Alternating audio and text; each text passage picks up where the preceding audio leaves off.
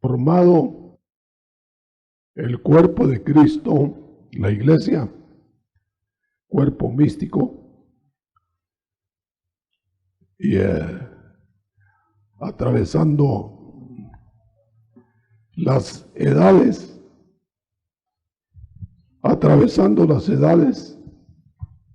de la iglesia hasta la perfección, hasta la glorificación, cuando la iglesia va a ser hecha semejante al Hijo, glorificada o gloriosa más bien. Vamos a ver cómo desenvolverse cada órgano del cuerpo. Entonces, tomando el símil del cuerpo humano, cómo se van a mover los ojos, cómo se van a mover los oídos, los cinco sentidos del cuerpo. Entonces, tenemos algunas instrucciones en los evangelios. Acuérdense que en los evangelios el Señor estaba entrenando a no ungidos para servir a la iglesia. Entonces ya tenemos el primer ejemplo ahí antes de entrar en los órganos, que los nuevos congregantes, pero que a uno le consta que son convertidos, hasta donde le puede constar a uno, ¿verdad? Por los frutos, por muchas formas. ¿Cómo hacer, qué hacer con ellos en el cuerpo de Cristo? Se supone que ellos todavía no se han bautizado en agua, no toman Santa Cena, solo están llegando. ¿Qué vamos a hacer con ellos? Lo primero es enseñarles cómo se formaliza la integración de la iglesia, a integrarse a la iglesia. Decirles que hay que bautizarse en agua, por supuesto, bautizarlos, y que deben, entre otras cosas que hay que decirles, ¿verdad?, que deben tomar Santa Cena. Ahora, esto se les indica que al estar ya comprometidos con el bautismo de agua y con la Santa Cena, pasan a ser discípulos. Acuérdense que el Señor dividió su discipulado: discípulos principiantes, solo agregados, pues, como Judas, ¿verdad? Judas estaba agregado, pero no estaba integrado. Agregado a los 12, pero no integrado, no era de ellos. Solo era como probando. Quería conocer qué había ahí. No conocía a la persona de Cristo, sino que quería conocerla, o a lo menos daba esa impresión. Pero una vez que ya el Señor hace su grupo, toma 3, bueno, el resto, quitando a Judas, que nunca se integró, los otros son discípulos. Ahora, 3 pasan a ser más que discípulos, pasan a ser amigos. Ahora, la diferencia la establecía el apetito por la palabra de cada uno de ellos. ¿Para quiénes son las experiencias más ricas? Para los amigos. ¿Para quiénes son las explicaciones más abundantes? Para los discípulos. ¿Y para quiénes son la paciencia y la comprensión? Para los congregantes. Tengamos el cuidado de no, estas son instrucciones prácticas, de no forzar el paso de los nuevos al ritmo de los viejos de la iglesia. Hay que ir al paso de los niños.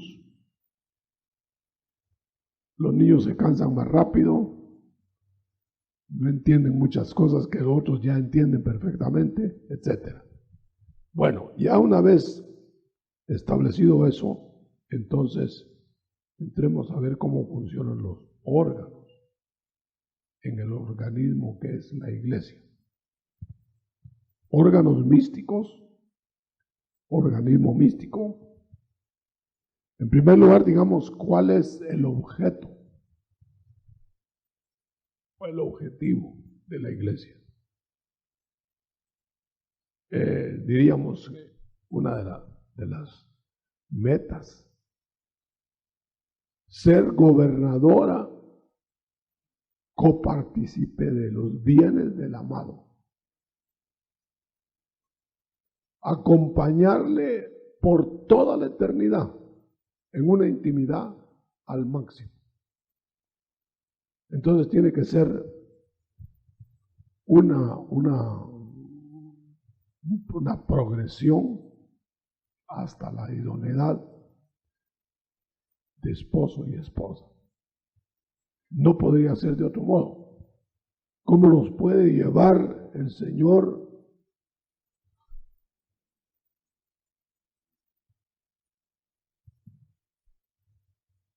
¿Cómo podríamos nosotros, hermano, entender que el Señor va a tener una compañía no idónea? Entonces, ¿dónde la va a hacer idónea? Aquí. Porque cuando la lleve, va a ser la compañía idónea. Entonces, la idoneidad, ¿dónde se consigue? Diríamos que se consigue en la tierra, porque por eso el Señor baja, adorna la iglesia, la conforma, la plancha, la lava, la está rociando con su sangre. Y ya que está perfeccionada por Él, unida en todas sus partes, la saca de la dimensión del tiempo. Ahí termina la iglesia mortal para quedar una iglesia, una esposa inmortal. Veamos algunas de las enseñanzas del Señor. Por ejemplo, ¿qué enseñó respecto a los niños en la iglesia? Me refiero a Jesús, ¿verdad? ¿Qué enseñó Jesús? Bueno, enseñó en primer lugar que los niños entre la edad hasta la edad no es una edad fija, cuando todavía dependen de los padres, cuando todavía la opinión del padre cuenta más que lo que ya está pensando el niño, deben estar plenamente sujetos a los padres. El problema que vemos nosotros en las iglesias es que no todos los niños son hijos de cristianos. A veces uno de los dos es cristiano. A veces ninguno de los dos ha habido caso. Entonces, ¿qué hacemos con esos niños? ¿Los va a educar la iglesia o los va a educar la familia? Pero vamos a un punto más profundo de esto. ¿Qué vamos a hacer con los niños si mueren, es decir, en el curso, y mueren antes de la edad de la razón? ¿Qué será de ellos? ¿Qué enseñó el Señor Jesucristo? Hay muchas pinceladas muy interesantes. Por ejemplo,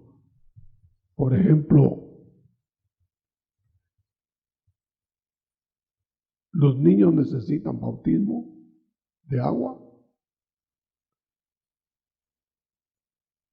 Usted sabe que hay iglesias que los bautizan, bien chiquitos. Si nosotros entendemos el bautismo de la iglesia como un sello ministrado por haber creído en Cristo, entonces no pueden bautizarse niños. A menos que el niño de cierta edad lo examinemos, le preguntemos si cree en Cristo. Los padres, el pastor mismo debe estar convencido de que ese niño de veras creyó ya en el Señor. ¿Qué edad usted conoce la más temprana que un niño puede conocer a Cristo? Y miren lo delicado que es esto, hermanos. Vamos a dar puntos muy prácticos. Lo delicado que es que se tenga por convertido a un niño. Hay casos donde abre la lengua y el niño se pone a imitar a papá o a la mamá. Y si le preguntan quién es Cristo, no sabe.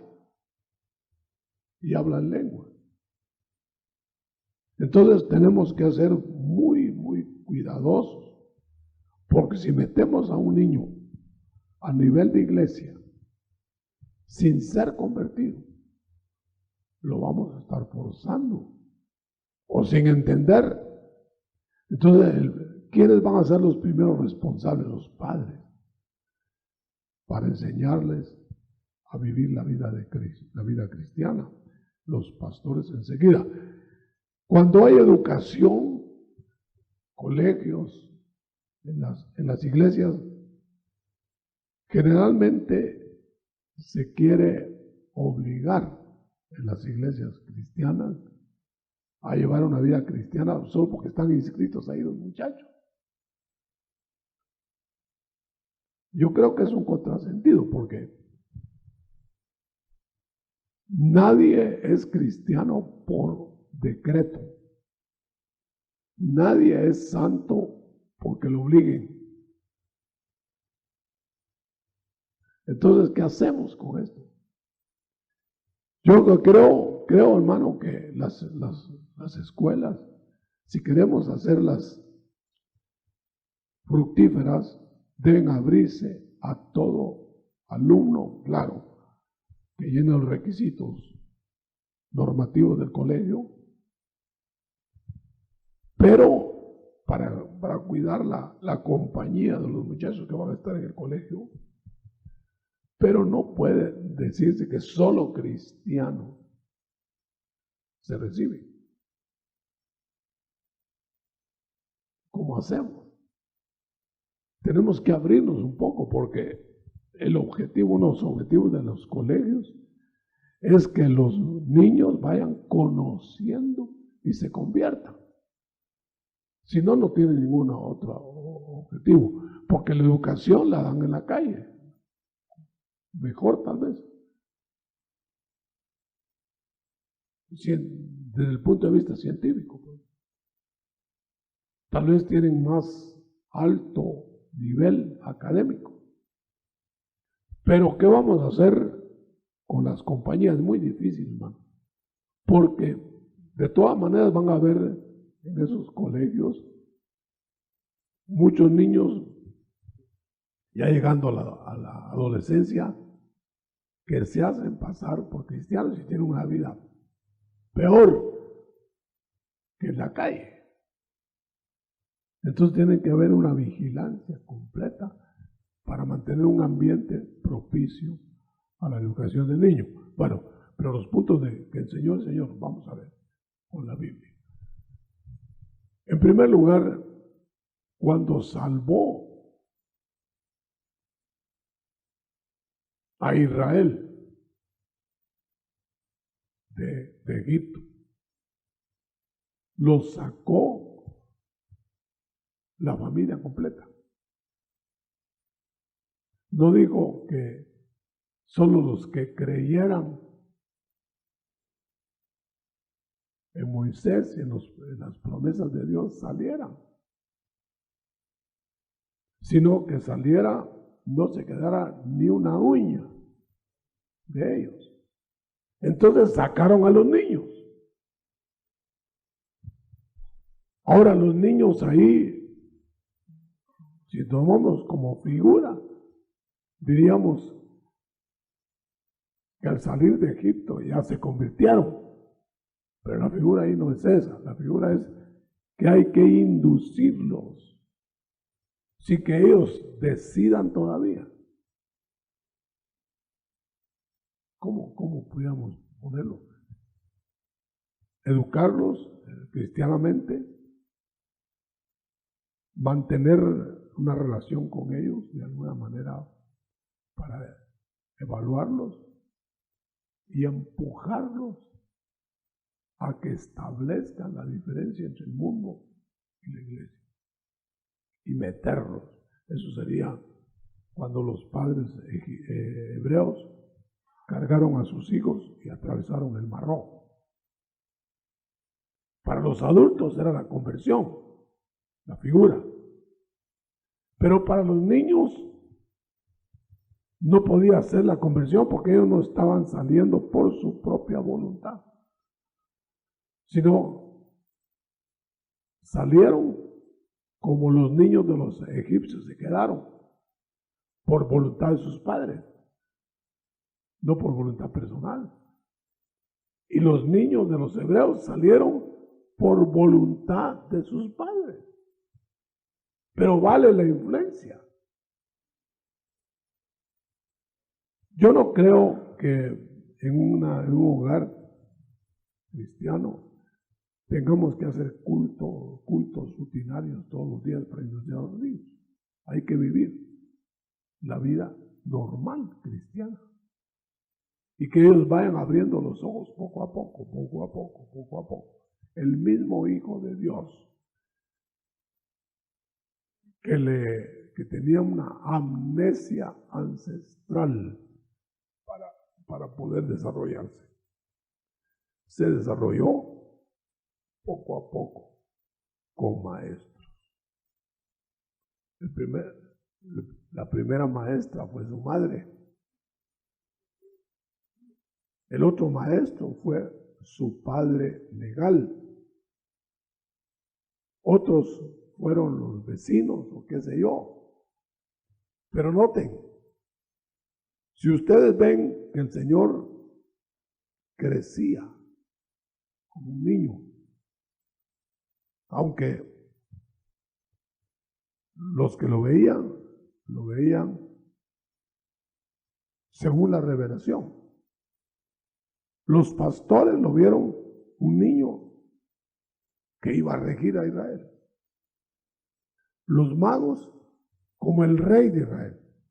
Y era el mismo niño que veían los unos de los otros. Entonces no lo distinguían ni la ropa, ni el tamaño, ni lo que decían, ni lo que hacían. Por revelación directa al Espíritu, usando los medios que ya conocemos. Bueno, ya el niño instruido en los caminos del Señor, ya es llevado al ambiente de la iglesia. Ahora, note una cosa, los niños así llevados serán parte de la iglesia ya. ¿Qué dice usted? Ahí están en medio, tienen sus clases y todo, ¿no? Pero serán parte de la iglesia. Si en ese momento la iglesia fuera arrebatada, ¿se irían ellos? Los que todavía no han determinado por sí mismos, ¿qué va a ser de ellos? ¿Qué ciclo evolutivo siguen ellos en estos menesteres? ¿Hasta dónde alcanza la potestad suya de padre para mantenerlo, educándolo. Porque el proverbio dice, instruye al niño. Más importante que instruir al adulto, para que ya de adulto no se aparte, tenga parámetros. Vale la pena instruirlo. Crean o no crean, oigan o no oigan, darles. Además, que entendemos que el espíritu no tiene edad. El espíritu que está dentro no tiene edad, aunque se desarrolla. El alma no tiene edad, aunque se desarrolla. La edad fisiológica no es suficiente para demarcar el entendimiento de una persona. Porque hay niños, por ejemplo, les han dicho, a los 7 años ya son adultos para creer en el Señor, pues. A los 8, dicen. Pero depende de qué raza. Los nórdicos no maduran igual que los nuestros, arreñaditos de aquí.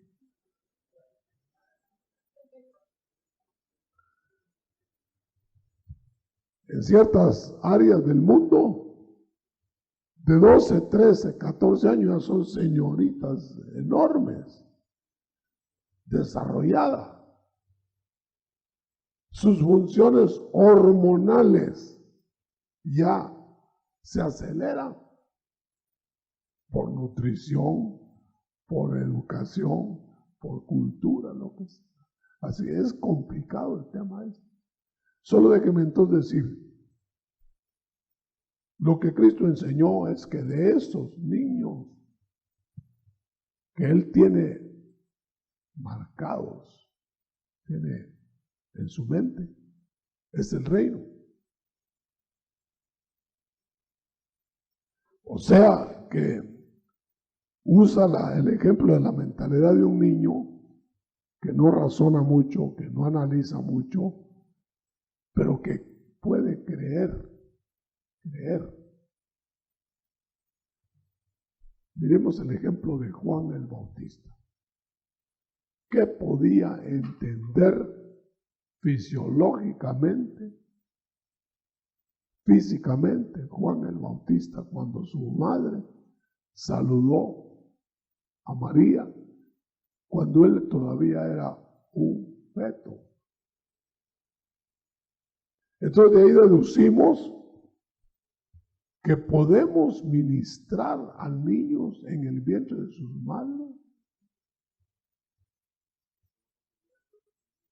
Aseguro, con ese poder del Espíritu, pero no tampoco lo demos porque ya se convirtió, se movió, ya se convirtió, ya fue ungido.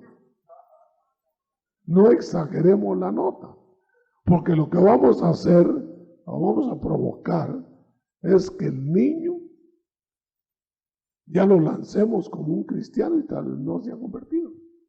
Lo que estaba era acomodándose en el vientre de su madre.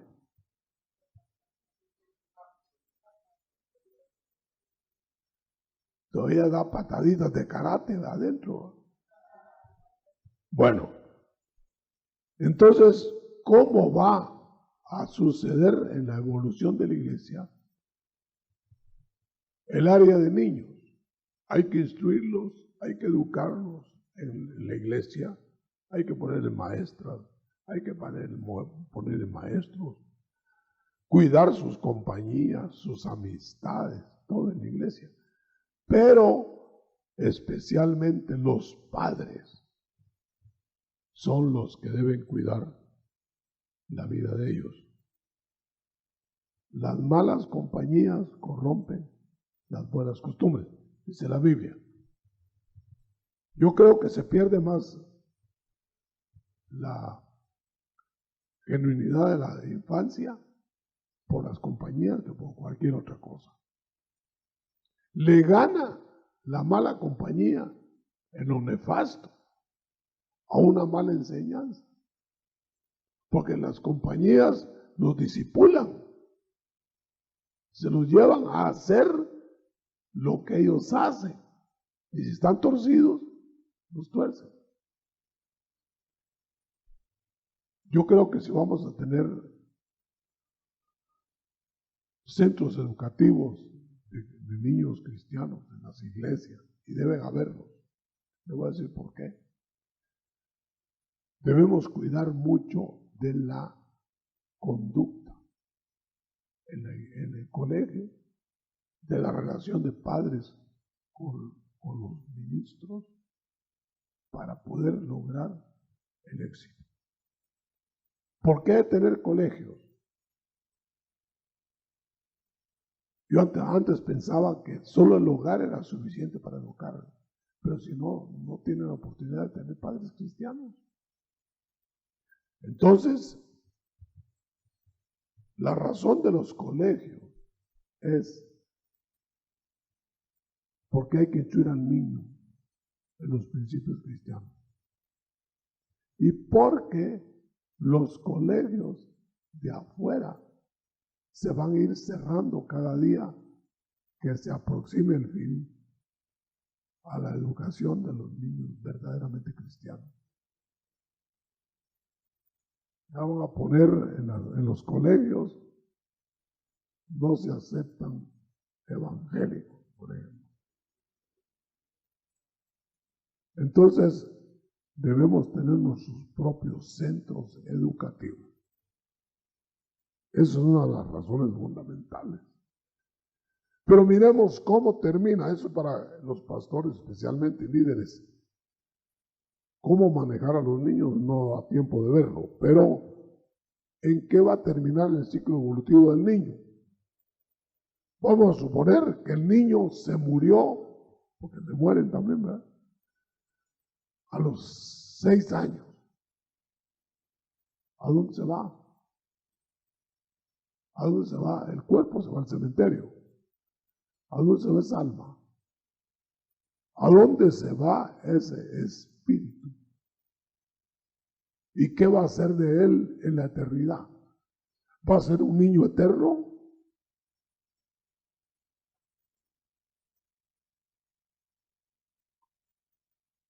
Por eso hay alguna entidad eclesiástica que hasta le dio nombre a un lugar intermedio en donde van a estar los niños, una ciudad de niños, pues.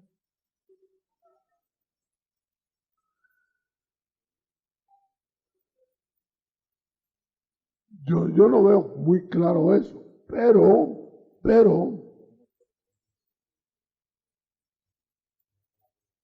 miren hermanos, perdón, le vamos a interrumpir.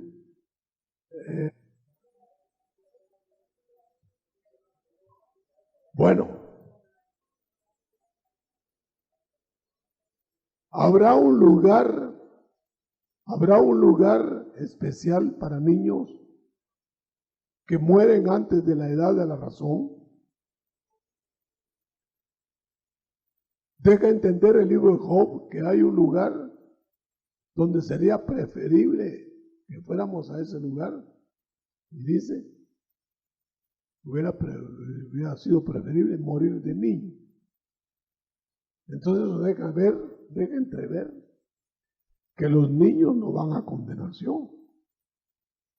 Ellos es como los retrasaditos mentales, los niños mongolitos.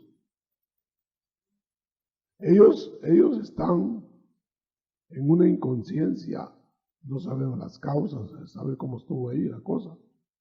Pero el niño que muere antes de la edad de la razón, seguramente, si va a entrar al reino, lo deben llevar a un lugar donde lo van a probar y lo van a educar. Yo tuve una revelación hace tiempo, 2 sueños seguidos. Interesante, hermano. Para mí fue una lección tremenda. Quiero hablar de esto de los niños porque eso nunca lo tocamos. Entonces, fíjese que yo iba a dar unas conferencias sobre 2 temas. Los niños de los impíos y los niños de los cristianos. Pero no hallaba por dónde empezar. Fue en el norte, en Estados Unidos. Y estaban todos los pastores ahí.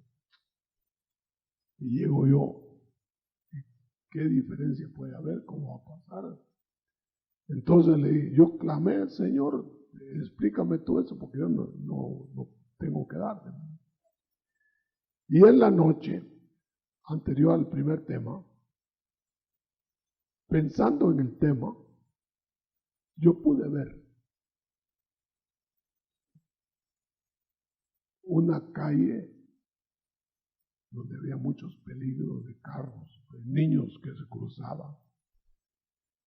Pero en ese lugar me habían encomendado a mí mis hijos pequeñitos. Yo vi que había una casa, y como casa de guardería, y mientras pasaba el alboroto, porque era un alboroto tremendo, yo fui a dejar a los niños, mis hijos, los fui a dejar ahí. Y estaban llegando todos los padres a dejarlos ahí. Pero solo recibían a los hijos bajo cobertura. Es aquello que dice en 1 Corintios 7.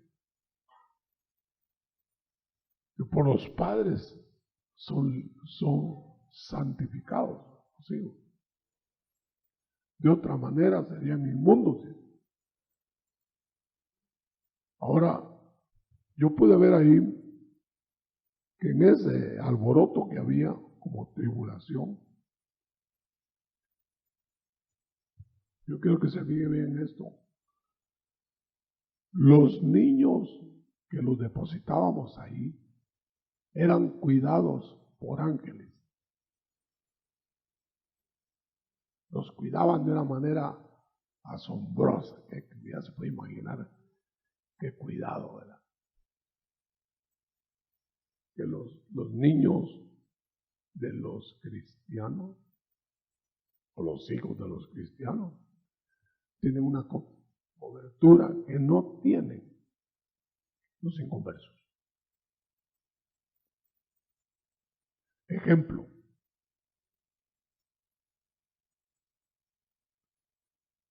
Veamos este ejemplo de la Escritura.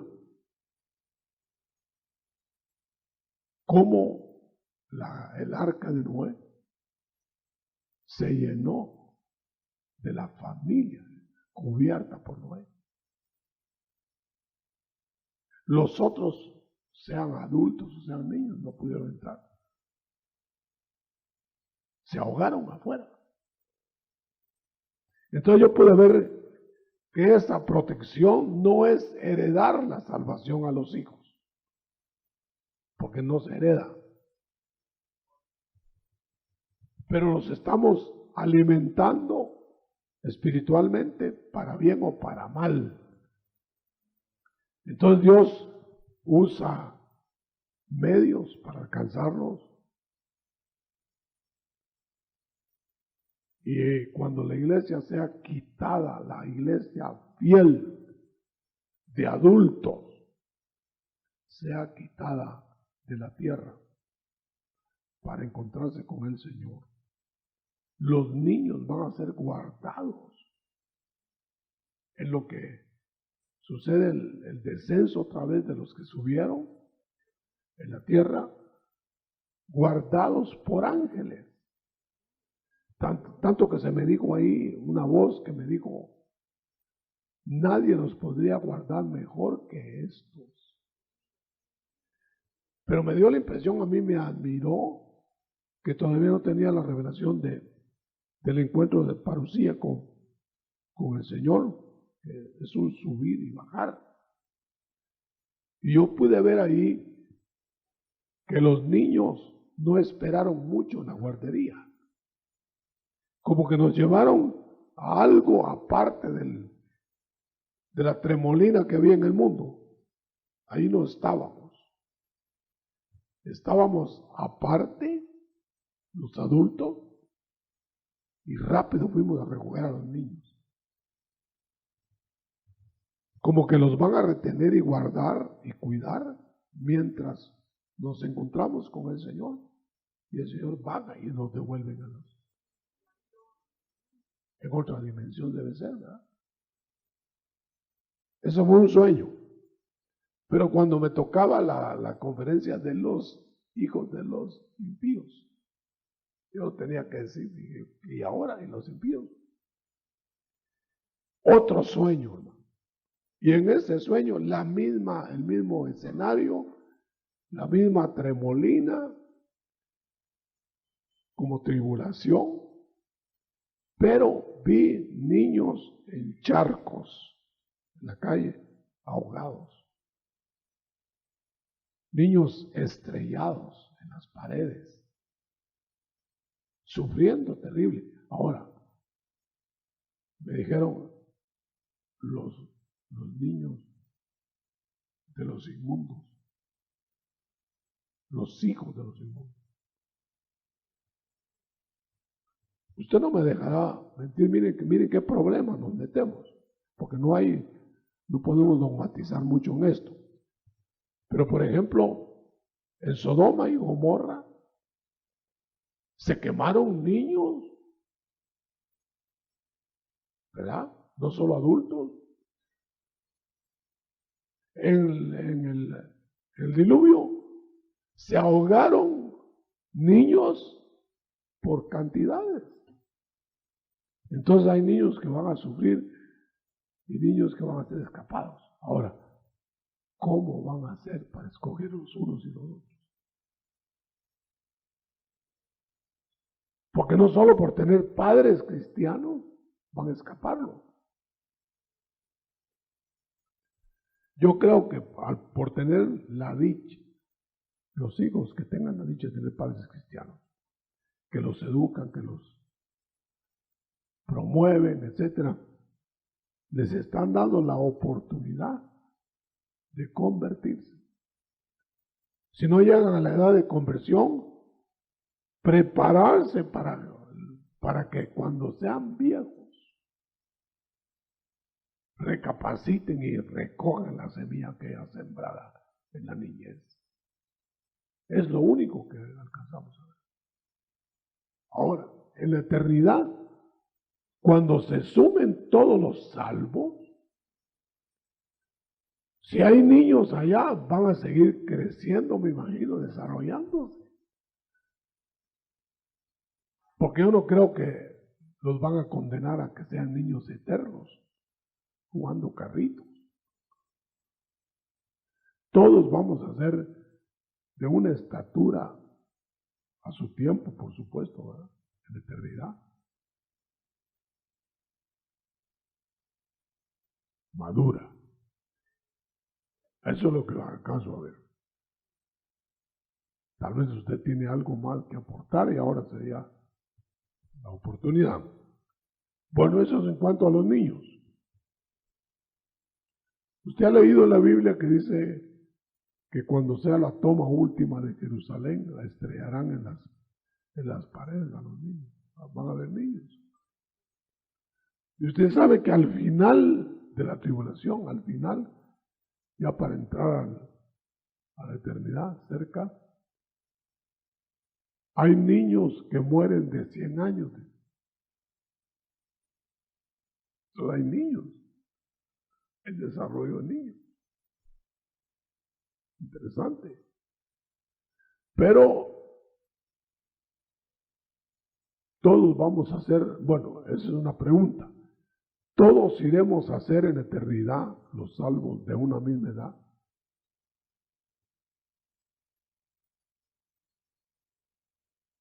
¿Iremos a ser, como dijo alguien, de 33 años todos? Está muy difícil, ¿verdad? Tal vez da una pensadita y nos aportan. Pero el caso es que van a entrar niños en el reino Y seguramente se van a desarrollar y todos vamos a cobrar la estatura del varón perfecto. Amén. Déjeme nada más abordar un detalle más. Ya está lo de los niños. Tal vez apunte las preguntas que tenga respecto a los niños.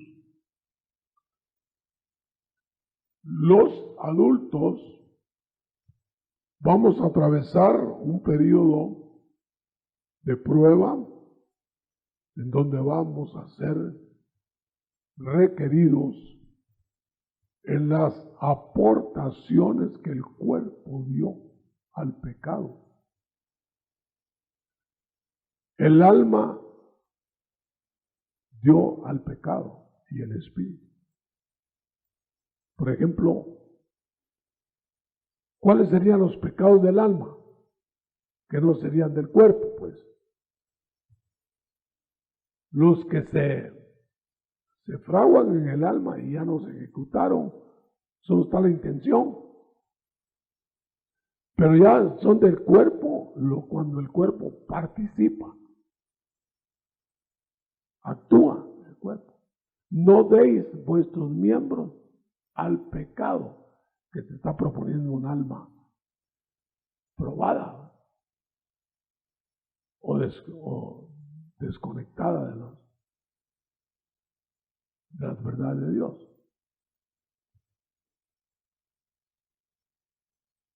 Nos metimos en una dificultad que el día que hablamos de espíritu, alma y cuerpo irreprensibles.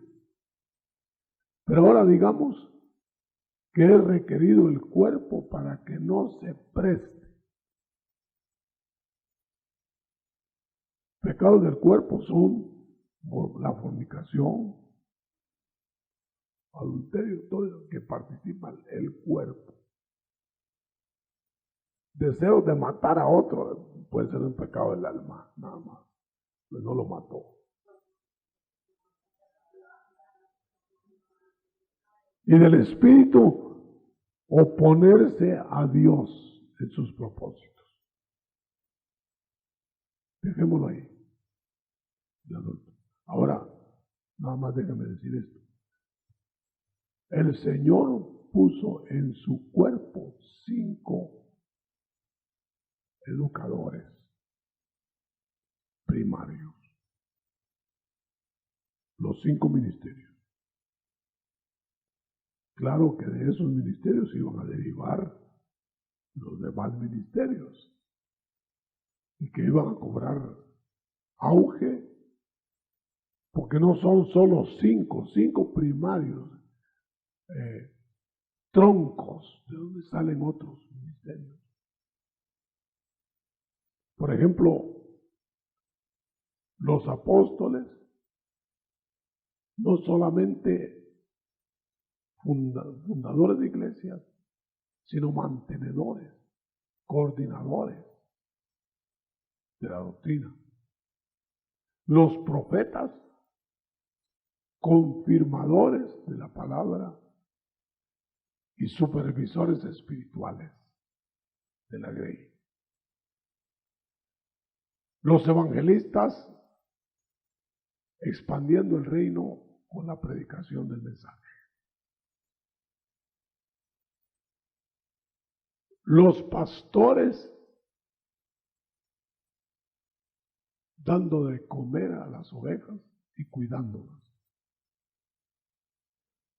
quitándole las pulgas al ganado.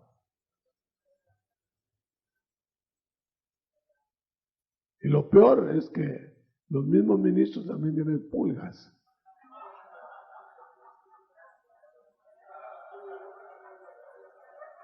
Quitando pulgas y quitando las nuestras.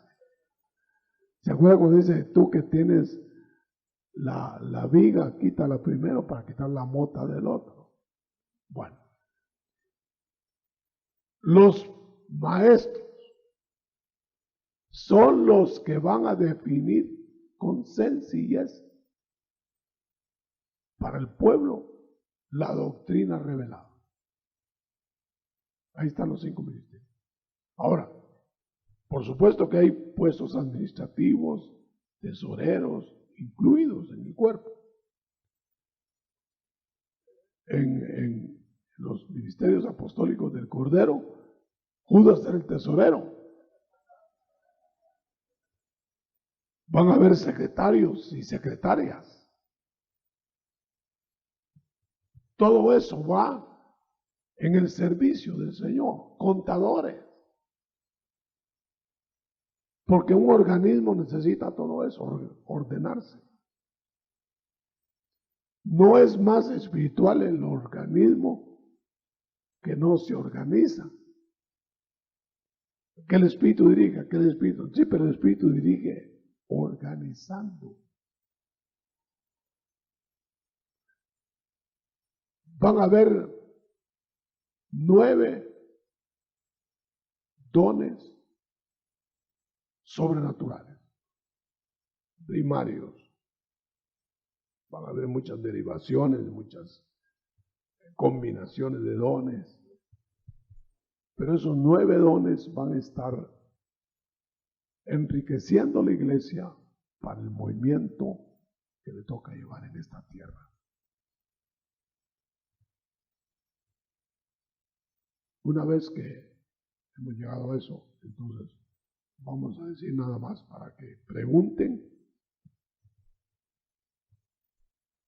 ¿Qué lugar tiene la oración y la devoción en el culto? Nada más ahí vamos a terminar. La devoción es la plática espiritual, personal con Dios. No solo del ministro, de cualquier cristiano. Una hermana nos contaba hace unos días que sentía tal impacto del Espíritu una vez en una devoción que tuvo. Tal impacto que se puso a llorar y le dijo al Señor, Señor, ya se queda corto mi idioma para decirte cuánto te amo. Decirte algo. Y dice que oyó una voz que le dijo en su conciencia, hazlo en lenguas y yo te voy a entender. Y dice que se puso a hablar en lenguas y fue una bendición que la arrolló de una vez. Perdemos los niveles de comunicación. A veces los teléfonos están desconectados porque no pagamos la cuota. Bueno, la devoción y la oración, note que es diferente. No es solo estar orando, porque el Señor dijo una vez a un siervo, ¿por qué oras? Levántate, ¿por qué clamas? Haz esto y esto. Entonces quiere decir que tiene lugar la oración y tiene lugar la devoción. Pero también tiene lugar la acción. Dijo alguien, yo estoy orando y con el mazo dando.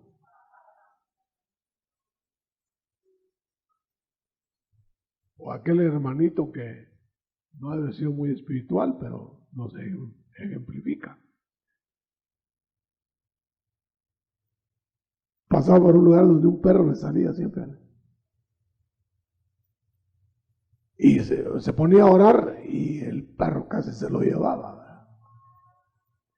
Entonces dijo, no, ya sé qué voy a hacer. Cogió una piedra de este tamaño. Y cuando venía el perro se puso a orar, pero con piedra.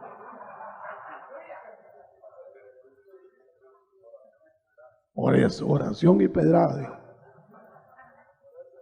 Si no entiende el perro con la oración, ahí le vale. ¡Wow! Parece chiste, pero mire, hermano, no exime de la acción la oración. El ejemplo clásico es el de Moisés. el de Josué. ¿Por qué clamas, Josué? Señor, ya perdimos la batalla. En vez de clamar, examina a tu gente, hay pecado ahí. Mire, había que hacer otra cosa.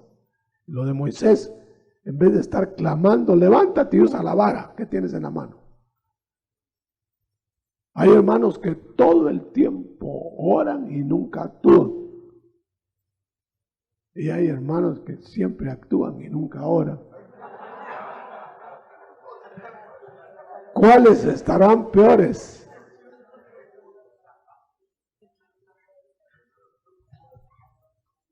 Yo diría que más bien la oración es para conducción, orientación, provisión, etc.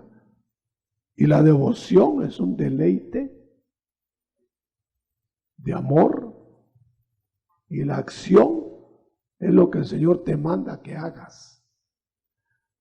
Un hermano le dijo al Señor, Señor, ya hace tiempo que estoy orando por mi vecino, que se convierta. Ve tú y háblale, le dijo al Señor, háblale. Ve tú que estás más cerca, le dijo el Señor.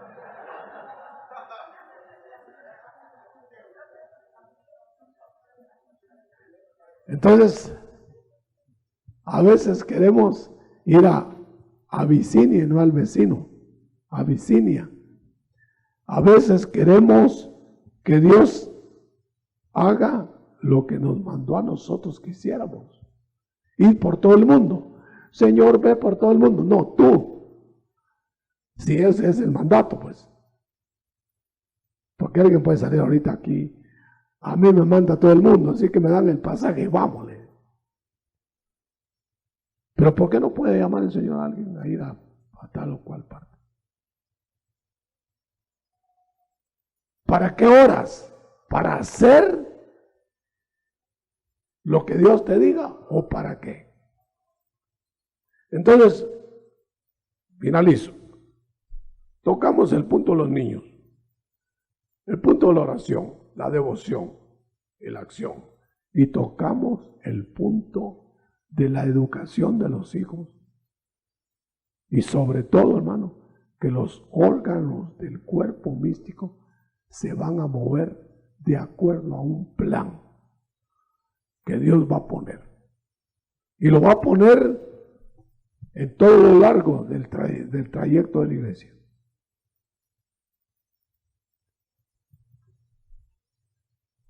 ¿Podremos nosotros exigirle a Dios que haga tal o cual cosa?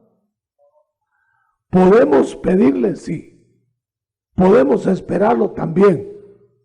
¿Podemos orar unos por otros para ser sanos? También. Pero es Dios el que distribuye de acuerdo a su plan. Amén. Amén.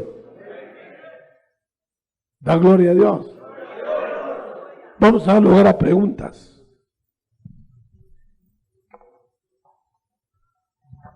Preguntas sobre el tema. Buenos días, hermano apóstol. Señor me lo bendiga. Solo con una inquietud con respecto a lo de los niños. Se hablaba de la inocencia de los niños. Yo quisiera ver si ustedes nos podría o me podría ampliar en sí en qué consiste la inocencia y qué pasa en un niño que tal vez no ha rebasado esa edad y viene un adulto y abusa de él. ¿Qué puede pasar en ese niño si es hijo de cristianos? Pues? Bueno, cualquier persona está expuesta, niño también, a las limitaciones de la vida del mundo. Porque en tal caso sería que los hijos de los cristianos ni se enfermarían. Y se enferman. A veces se enferman más que los otros, ¿verdad?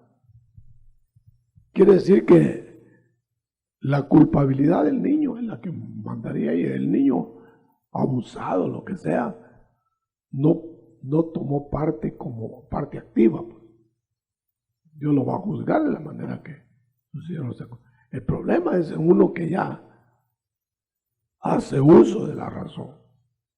Esa es la parte delicada. Hermano apóstol, buenos días. Mi pregunta es, ¿qué pasa con aquellos niños hijos de cristianos que se les mira más maldad que los hijos de los inconversos y que realmente se mantienen planificando hacer daño y daño y daño? ¿Serán ellos que también serán cubiertos por ser hijos de cristianos, aunque en ellos esté viéndose la maldad? Es muy difícil juzgarlo porque hay padres que a saber hasta qué punto tienen la culpa en la maldad de sus hijos. Por ejemplo, me presentaron el caso de un padre que sus 2 hijos estaban perdidos, terribles, cristiano. Pero el padre se hizo cristiano ya viejo. Los hijos crecieron sin Cristo. ¿Qué les sembrarían todo ese tiempo? Recuperar ese terreno cuesta, si es que se va a recuperar. O sea, pues que los casos son tan variados que no podemos saber hacer un veredicto si no tenemos los elementos de juicio. Ahora, si un padre no supo educar a sus hijos siendo cristiano, tiene responsabilidad. Lo dice la Escritura cuando habla que sus hijos de los ministros sean sujetos, estén en sujeción y no sean rebeldes, dice. Como que tuviera culpa, parte de la culpa, el padre, ministro. Ahora, de los hijos díscolos, no le vamos a echar toda la culpa a los padres. De reyes buenos en Israel había hijos malos, y de reyes malos, hijos buenos. Cada uno es responsable, pero yo diría que sí cuenta la influencia. Me parece que cuando están torcidos los hijos, juegan todos los factores que dijimos, y sobre todo, o el padre no tiene una vida ejemplar, o no los ha sabido educar. No veo yo otra razón. Dios lo bendiga, hermano apóstol.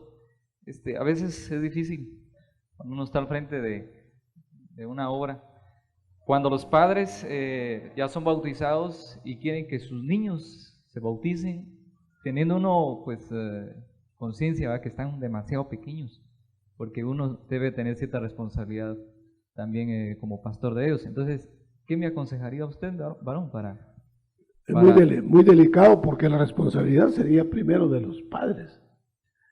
Tendrían que cuidar mucho más a ese niño si lo bautizan, ¿verdad? A una edad que ellos consideran que ya está creído en el Señor. Yo creo que el pastor debe examinar bien hasta que esté satisfecho de que es convertido el niño, bautizarlo. Porque se puede bautizar niños, pero ya con uso de razón. Pues en mi defensa yo les he dicho a los padres que los niños deben de tener cierta razón del mundo, pero también cierta razón de Dios, pues, ¿verdad? O al menos que tengan, como dijera yo, varón, un encuentro, pues, con la salvación. Porque si no tiene conciencia un niño, pienso que estaríamos jugando, pues, al bautismo. Sí. Y pueden los padres hasta enseñarles que deban decirle al pastor, ¿verdad? Contarle que se lo bauticen, como que el bautismo los va a salvar. Yo creo que se debe tener mucho cuidado, ser resistente y no tan abierto a eso. Dice esta pregunta, hermano: si un niño que no tiene papá y su mamá no es cristiana, pero el niño estudia en un colegio cristiano y él ha reconocido a Jesucristo como su salvador de su vida, ¿tiene cobertura o quién sería su cobertura? Es que la idea es que los colegios no cristianos educan en lo secular y en la casa deben darle educación cristiana a los padres. La dicha es tener un colegio donde los padres y los maestros aunados les den la educación a los hijos, ¿verdad? Ahora es problemático dónde vamos a poner a los hijos. Hay que examinar, hay que pensar y pedir la voluntad del Señor. Yo antes tenía la idea de que los colegios sin religión eran mejores y había que ponerlos ahí y educarlos en casa, en casa, en casa. Aunque haya dado resultado eso, no creo que sea la fórmula para hoy. Porque hoy, hermano, bueno, yo le debo decir que deben haber colegios religiosos que están en peores condiciones que los seculares. No tenemos garantía, más que uno tiene que supervigilar eso. Hacen una pregunta acá que dice, hermano, ¿por qué los hijos de los cristianos nacen con pecado? Porque forman parte de Adán en su naturaleza de bajeza y que ya tienen el estigma como resultado del pecado de Adán, no del pecado de ellos, porque no lo han hecho, pero el estigma del pecado de Adán está representado especialmente en la muerte física. Ustedes ven que un niño de meses se puede morir, y no se está muriendo por sus pecados, se está muriendo por el estigma que dejó Adán por haber pecado, dejó a la raza hundida en la muerte física. Dice esta pregunta, doctor, hace 2 años mi niño se lo llevó el Señor en un accidente. Cuando estaba en la morgue, el Señor mostró cómo él iba subiendo y estaba sucio, pero una nube lo envolvió. Cuando apareció, le dijo que lo devolviera en la resurrección o que lo volvería a dar en la resurrección de los muertos. Él era de retraso mental. Mi pregunta es, ¿esto sería una parucía? No, el Señor lo va a resucitar en el día postero. Es decir, que no, esto corrobora pues que hay una educación posterior para el niño. Hay una evolución que no tenemos nosotros los adultos. Por eso Job dijo, para lo que estoy pasando ahora aquí de adulto, dijo, mejor hubiera muerto al nacer, estaría mejor. Hubiera sido mejor morirse chiquito, pues.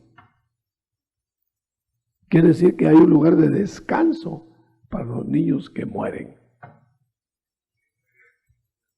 Bueno. Basándonos en Juan 9, donde le preguntan al Señor sobre el ciego de nacimiento, ¿quién pecó, este o sus padres, para que naciera ciego? Y luego el Señor les explica que ni este ni sus padres.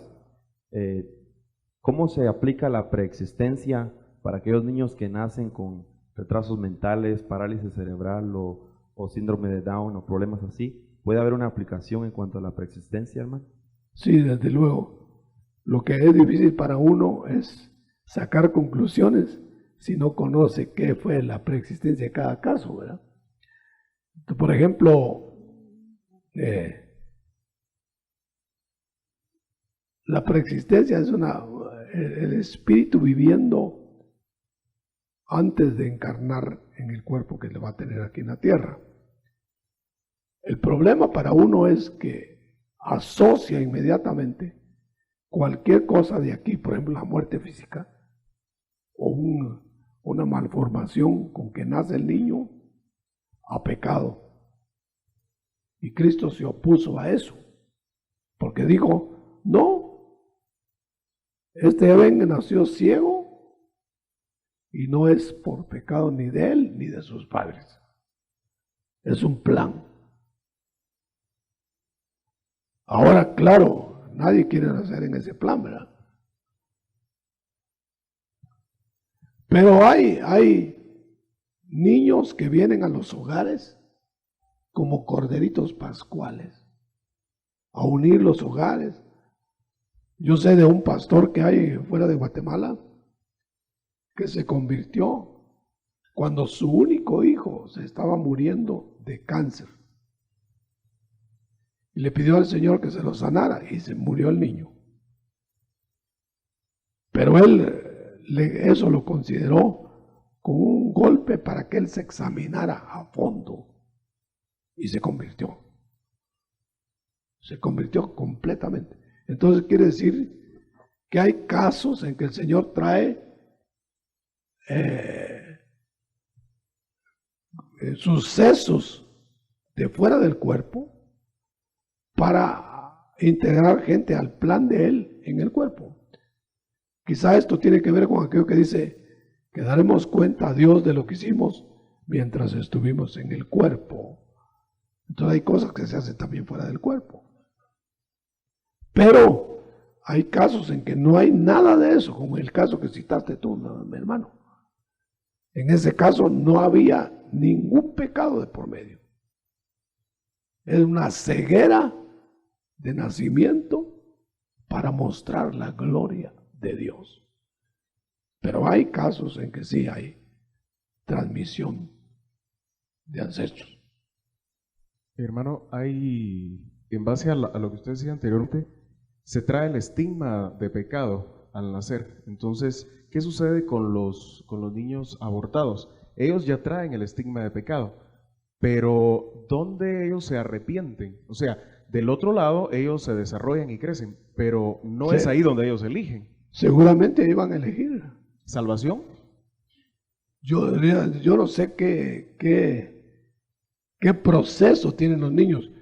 Yo no sé si hay algo más en la Biblia al respecto. Ahí hay una mano hasta atrás, tiene la solución. Allá atrás hay una. ¿Al respecto?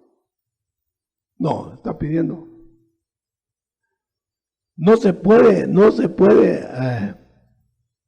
Apelo aquí al foro de pastores que digan pues qué aportan a eso, porque evidentemente el ciclo evolutivo del niño, dijimos ya, no es el mismo del adulto, si murió antes de tener uso de razón. Bueno, o sea que en los niños no se puede aplicar aquel principio que después de muerto ya no se puede optar por Cristo. Es que de los niños no sabemos, porque en primer lugar, ellos no forman parte de la iglesia. Ellos son una entidad muy especial de Dios. Le sirven de corderos pascuales, etcétera. Hermano, perdón, mi pregunta era, en el periodo que se conoce como el milenio, se ven niños que están jugando con animales salvajes y hay una como relación bonita entre los dos. El Señor Jesús también había dicho que de ellos es el reino, pero en Apocalipsis, cuando ya la ciudad baja y cuando ya se nota que está establecido lo definitivo, la casa definitiva de Dios aquí en la tierra, no se habla nada de niños. Mi pensamiento es el siguiente y quiero que usted me ayude en ese sentido, o me lo aclare o me lo corrija, hermano. ¿No será que en el reino definitivo en el que va a bajar ya no van a haber niños, sino que solamente van a estar en el milenio, por cuanto solo para eso hay base en la Biblia para poderlo decir, hermano?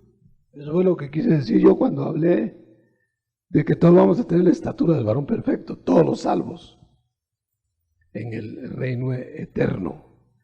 Pero en el reino del Mesías sí van a haber niños. Seguro, y tienen que convertirse. Los tienen que probar. Es que, ¿sabe por qué Si ahí mueren niños de 100 años. ¿Sabe por qué le pregunto si va a haber reproducción? Porque yo pienso que también van a haber niños que van a pasar de una etapa a la otra. Por ejemplo, si el milenio es la final de la gran tribulación, los niños que sobrevivan de la gran tribulación tendrían que pasar al milenio. Por esa fue mi pregunta. No sé si son los sobrevivientes o si va a haber reproducción en el milenio. Entonces, Va a haber reproducción. Tienen que ser requeridos. Todo el que es criado tiene que ser probado. en el huerto se nota que Adán nunca fue niño. ¿No será un tipo ese para poder pensar que en el reino eterno definitivamente no van a haber niños? No van a haber niños. Todos van a ser maduros. Dios será todo en todos y nadie enseñará a su compañero. Dice. Mi hermano, perdón, ahorita termino. Discúlpela. el abuso. Cuando el Señor dice, dejad que vengan a mí, no les está pidiendo requisitos ni de fe, ni de confesión, ni de ningún tipo de conocimiento doctrinario. Simplemente dice, no los aparten, dejen que vengan a mí. ¿Será que el hecho de ser niño es suficiente para que entren a un acercamiento a Cristo? Acercamiento sí. Acercamiento sí. Pero cuando dice déjenle que se acerquen para que yo los trabaje. Sí. No. Por eso ni el ladrón en la cruz, que era como, se fue como un niño, mente renovada, pero no creció, tuvo necesidad de estar en el paraíso antes de estar en el reino eterno. ¿A qué? Bueno, el nombre es el que no. Hermano. Hay un lugar de niños, de desarrollo de niños, que le han inventado nombres. Eso es lo que acabamos de estar diciendo aquí. No sabemos el nombre bíblicamente, pues. La tradición habla de muchas cosas. Muy bien, ¿algo más? Hay muchas preguntas por escrito, hermano. No sé si alternamos o las respondemos, aunque algunas ya han sido respondidas. Supriman las respondidas. Hay una pregunta acá, dice, si un niño en el vientre materno es entregado a Satanás, ¿qué ocurre con ellos?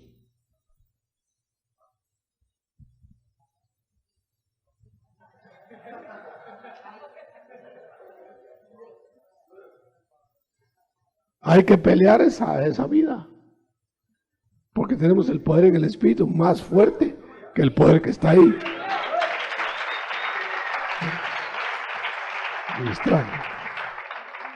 Amén. La siguiente pregunta, doctor, dice, ¿qué sucede con los niños que mueren en el vientre? Si hay diferencia, si los padres son cristianos o no cristianos, de los niños que mueren en el vientre.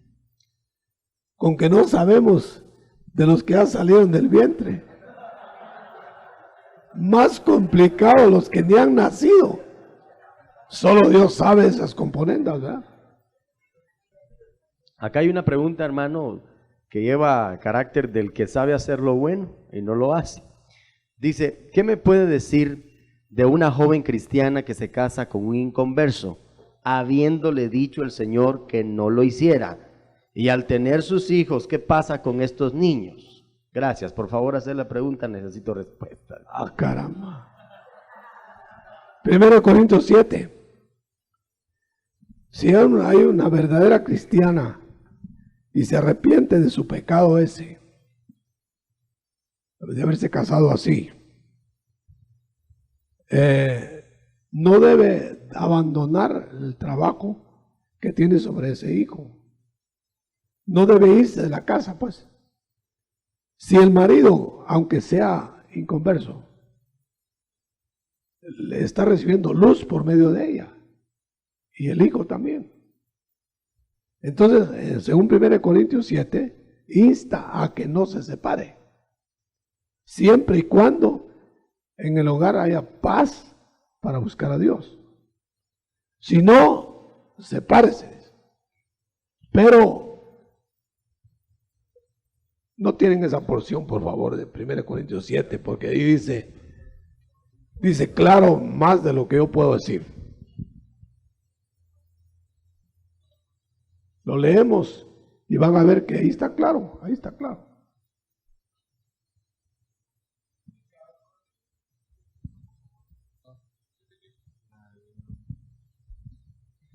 Dice, hablando de los hijos, porque el marido infiel es santificado en la mujer y la mujer infiel en el marido. Pues de otra manera vuestros hijos serían inmundos, pero ahora son santos. Pero si el infiel se aparta, apártese, que no es el hermano o la hermana sujeto a servidumbre, claro. En semejante caso, antes a paz nos llamó Dios. Ahí está, respondido. Bueno, pero no es pecado imperdonable. Puede restaurarse. Para mí el único pecado imperdonable es oponerse al Espíritu Santo que nos muestre a Cristo. Si se muere así, planchado. ¿Otra? Hermano Otto, Hermano Otto, quisiera dar una aportación. Vaya. Mire, hace 14 años con mi esposa Patti esperábamos un bebé, pero nuestra vida matrimonial, siendo ya cristianos, no era la ideal, no era el complemento, no estábamos viviendo en el orden de Dios. Entonces, en el momento del parto, después de haber estado clamando al Señor y pidiéndole un hijo varón y muchas características, el Señor nos lo dio exactamente como se lo pedimos, pero nos lo dio muerto.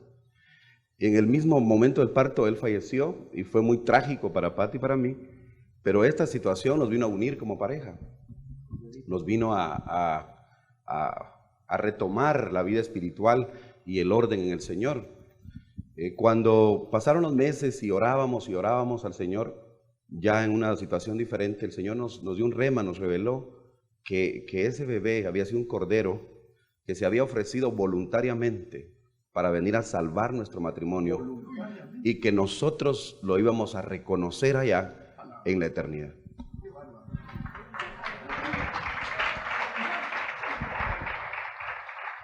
Hay acontecimientos preexistenciales que no los podemos explicar. Dios tiene a su servicio espíritus humanos, como este niño, angélicos y de otro tipo.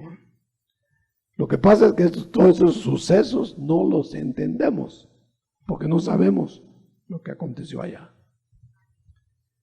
Bueno, amén. Hermano Otto, disculpe, aquí hay un versículo, el que a veces hemos leído en el libro de Job, que dice, oh, ¿por qué no fui escondido como un abortivo, como las criaturas que nunca vieron la luz?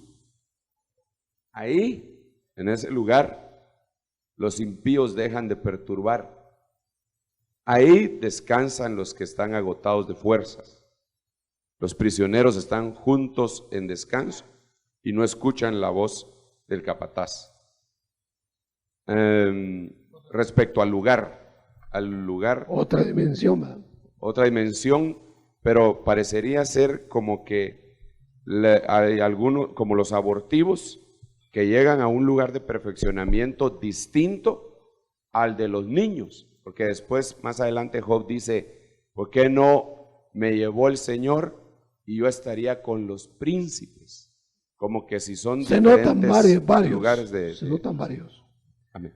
Pero cuando habla de un niño que ni siquiera vio la luz, también debe tener su lugar específico, como los príncipes, los otros colocados. Esos son los textos que se usan, ¿verdad? Sí. ¿Vino? Dos. Hay varias preguntas sobre la Santa Cena, hermano apóstol. Dice, ¿a qué edad debe de tomarla el niño, si es menor todavía, y si se debe de tomar después de haber sido bautizado o no? Si lo bautizamos en agua, ya tiene esos derechos. Por eso debemos estar seguros que está convertido. Porque si no, le estamos dando Santa Cena y todavía no es del cuerpo. Ese es el punto. Doctor, también preguntan, perdón, ¿por qué se da vino en lugar de jugo de uva? En la misma pregunta. Porque lo que desde Melquisedec dio pan y vino. Y además, jugo de uva no da gozo. Y la figura es algo que da gozo.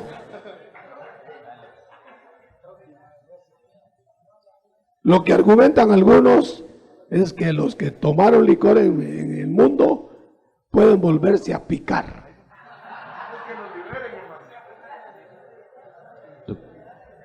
¿Qué fue lo que le pasó a los de Corinto? Los de Corinto se emborrachaban en la Santa Cena, pero ese era el problema que no habían solucionado. No problema del vino. El problema era de los bebedores de vino y no del vino.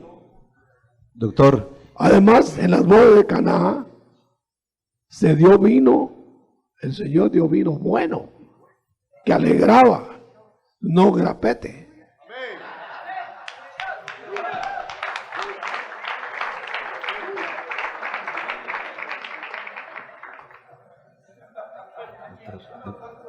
Doctor, quizá siempre he estado con la inquietud de la pregunta a qué edad realmente podría tomarse Santa Cena en cuanto a los niños. Y el Señor me dio una lucecita que podríamos, que quería compartirle. Dice en el caso de la hija de Jairo que muere, el Señor llega y la resucita. Entonces dice, luego la muchacha se levantó y andaba porque tenía 12 años. Y entonces dice, mas él mandó mucho que nadie lo supiese, pero dijo, denle de comer. Entonces el Señor me indicaba a mí, mi corazón, que era una edad donde podría recibir el estado de conciencia de una criatura, de un niño, para recibir a Cristo, bautizarse y la orden de darle de comer, porque no estaba hablando de comer físicamente, sino espiritualmente. Podría ser en un orden, eso lo recibí de parte del Señor en mi corazón, para de comer, dio la orden el Señor ahí. Después comer físico. Para mí sería ya Santa Cena en el sentido de la pregunta. Ah, no. No, pues no estaba en la iglesia todavía. Bueno, pero si lo aplicamos ahora, pues. Podría tomarse como una figura de que puede participar de los alimentos, pero que fueron materiales. Ahí comió, le llevaron un plato y se lo acabó. Ahora, hay otro detalle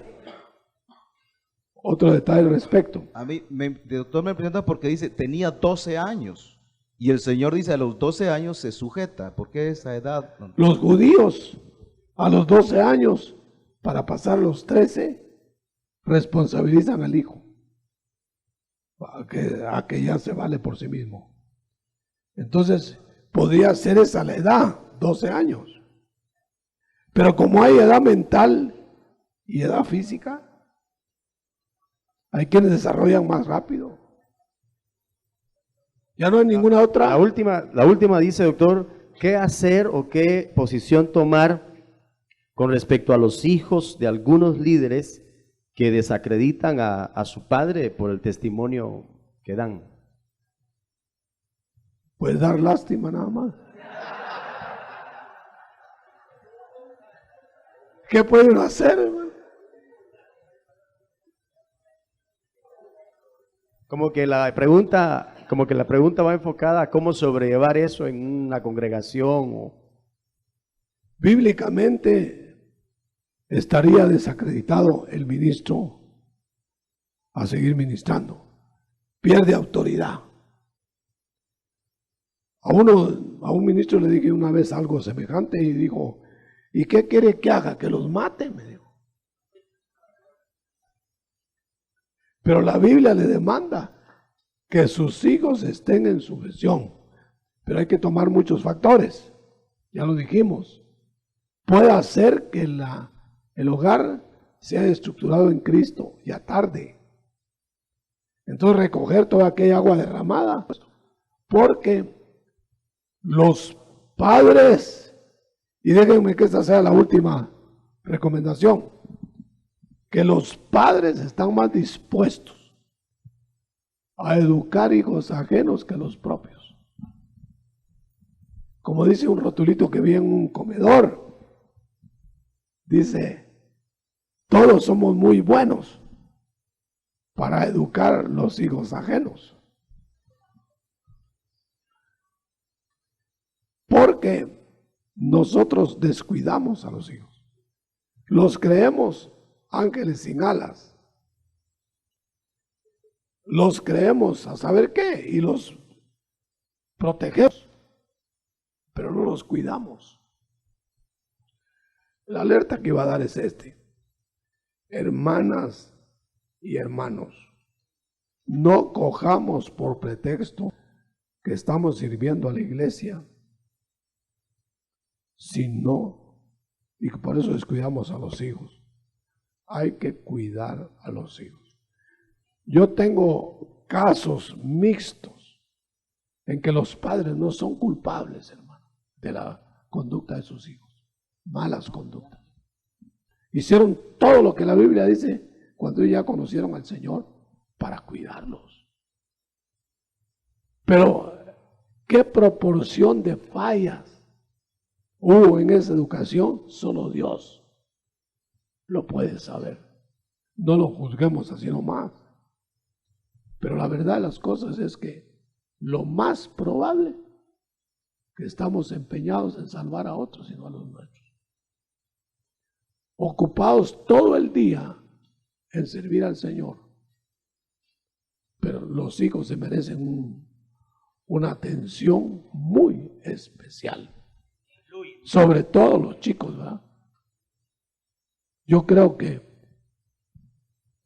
note usted, Noé lo admiro más que admirar a David en este aspecto de los hijos. David tuvo unos hijitos y él era conforme al corazón de Dios. En cambio, Noé, todos sus hijos entraron al arca, hasta las nueras que no eran.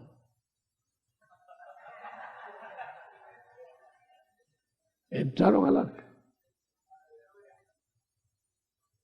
Yo siempre le decía al Señor, yo quisiera ser como Noé, que toda mi familia entre. Yo creo que esa es la petición nuestra, ¿no? Una vez me dijo un predicador, si se estuviera ahogando en un río, su hijo y el hijo de otro, ¿a quién salvaría primero? Por supuesto.